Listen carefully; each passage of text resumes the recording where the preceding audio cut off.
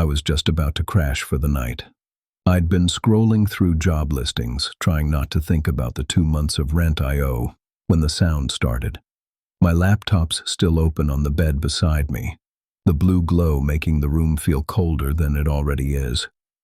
I've got a space heater running in the corner because the landlord says the central heat's getting repaired, but that was 3 weeks ago. My asthma's been worse since the temperature dropped. I can feel the tightness in my chest if I take a deep breath. I'm 29. Work nights at a liquor store. My mom's in a care home 2 states over, and I haven't visited in almost a year because I can't afford the gas. I keep her photo, creased and curling at the edges, tucked behind my ID in my wallet. When I can't sleep, I take it out, run my thumb over her smile. I was doing that earlier tonight. Now it's sitting on the dresser, and all I can hear is tap, tap, tap. It's not the wind. The rhythm is too steady, almost like it's waiting for me to respond. I told myself not to look. I've always had this thing about windows at night, seeing my own reflection in the glass, knowing I can't see what's behind it. It's like staring at my own death mask. But the tapping kept going, and there was this smell starting to seep in, not rotting, not exactly metallic, more like wet earth after a storm, but heavier, sweet, in a way that makes you swallow too much. I stood up, crossed the room. The heater clicked off behind me, and the silence made the tapping sharper. I stopped an arm's length from the blinds. My heart was beating so hard I felt it in my throat. The tapping stopped.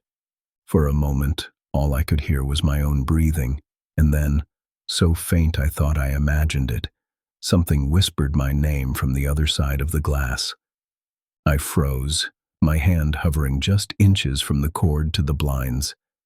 The whisper hadn't been loud, but it had been clear, too clear, like someone was standing right on the other side, leaning close to the glass. My name, shaped perfectly in a voice I recognized but couldn't immediately place. I stepped back, bumping into the bed frame. My phone was charging on the nightstand. I grabbed it, the cable yanking free, and turned on the flashlight. The beam cut across the blinds, but the thin slats showed nothing. I thought about calling the cops, but what would I even say? Someone's outside my window would just get me a laugh once they saw the drop to the parking lot below. The smell got stronger. Wet dirt, but now laced with something sharper, like the ozone sting right before lightning strikes. My skin prickled, and I realized the air felt heavier. I glanced at the heater. Still off, but the little red light was blinking like it was trying to restart. I reached for the blinds again, telling myself to just rip them open, prove there was nothing there, and go to bed. That's when I heard it. Not the tapping this time, but a slow, deliberate scraping along the window frame, wood against metal. I pictured fingernails, long ones. A memory flashed. Me at 9 years old, hiding in the hallway closet during a thunderstorm because I was sure I'd seen someone's face in the kitchen window. My mom telling me, gently but firmly, to never stand in front of glass at night unless I wanted something looking back. The scraping stopped. My ears strained, but there was nothing, until my phone buzzed in my hand. No caller ID, just a single text. Don't open it. Before I could react, something outside pressed against the blinds hard enough to bow them inward. I stumbled back so fast I hit the wall, the phone slipping from my hand and thudding onto the carpet. The blinds swayed from the pressure, the tips rattling against the glass. Whatever was on the other side was solid, heavy. The shape pressing in wasn't a hand. It was broader, uneven, like something with too many joints. I snatched my phone off the floor, my thumb trembling over the lock screen. No more messages, no missed calls. Just that one text. My gut told me it hadn't come from anyone I knew. The pressure on the blinds eased, but now there was movement. Slow, deliberate. Something dragging along the glass in a slow arc, as if tracing the outline of the window. I held my breath, my chest tightening until I had to swallow to keep from coughing. My asthma inhaler was in my coat pocket across the room, but moving toward the window felt like walking into a trap. Then a faint creak came from the living room, not the window this time. My front door. I inched toward the hallway, every step making the floor groan just enough to make me wince. The air smelled wrong now, like damp leaves mixed with something metallic, almost coppery, the kind of scent that sticks to your tongue. Halfway to the door, my phone lit up again. Same unknown number. This time, the text read, "It's inside." Before I could blink, something in the kitchen dropped to the floor with a sharp, shattering crack. The sound of breaking glass yanked me forward before I could think. I reached the kitchen doorway and froze. The overhead light was off, but the glow from the street lamp outside bled through just enough to make out the mess on the floor, my coffee pot in jagged pieces, water pooling across the tile. Something was moving in the reflection on that wet surface. Not me, not anything shaped like a person. The form was wrong, bending in places it shouldn't, like it had too many hinges. Each time it shifted, there was a faint creak as though its joints were wood, not bone. My chest tightened and I fumbled for my inhaler in the coat pocket by the door. My fingers shook so hard I dropped it once before managing a puff. The air tasted bitter, the way it always did with the medication, but it did nothing for the weight in my lungs now. A low, steady scraping began again, this time from inside the kitchen, dragging across the counter. The smell was unbearable here, like wet soil stuffed into a hot metal pipe. My eyes watered. I reached for the light switch, thinking maybe if I saw it clearly it would stop feeling so unreal.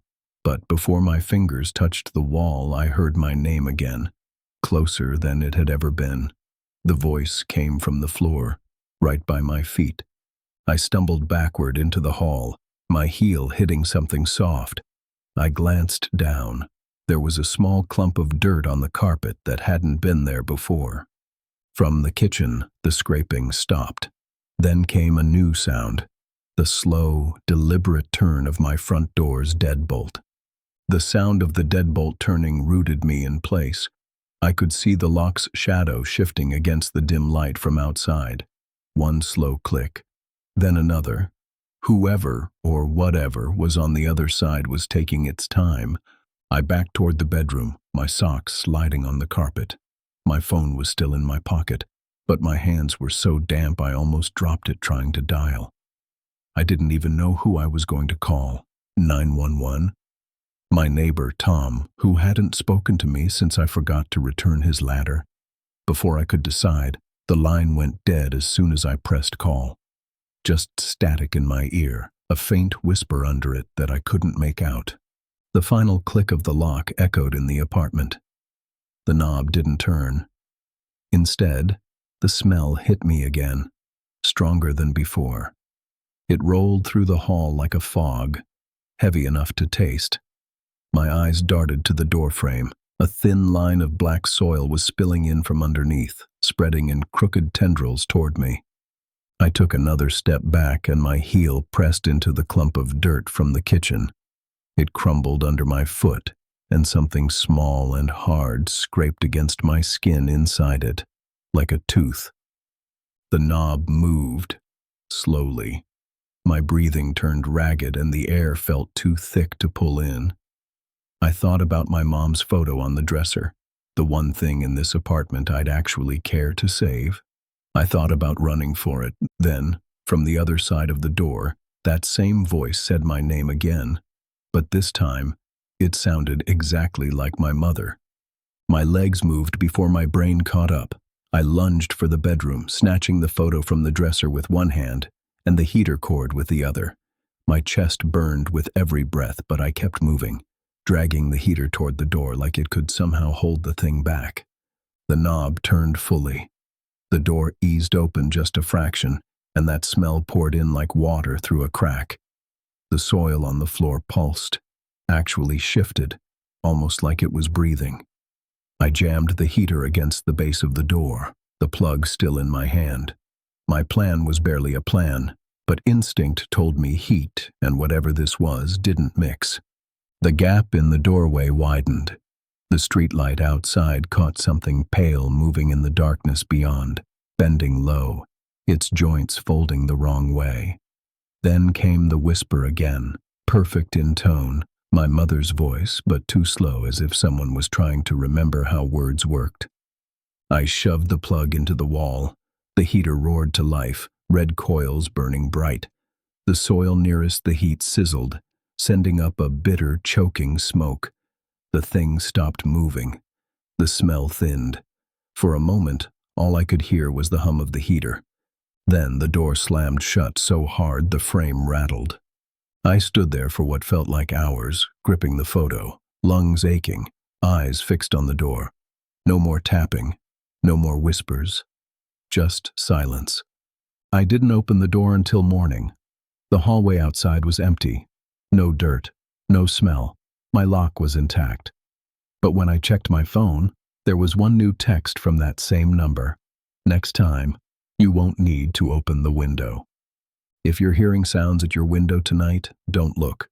Don't open anything. And if you want to know what would have happened if I had, subscribe, because I'm not done telling you what's out there.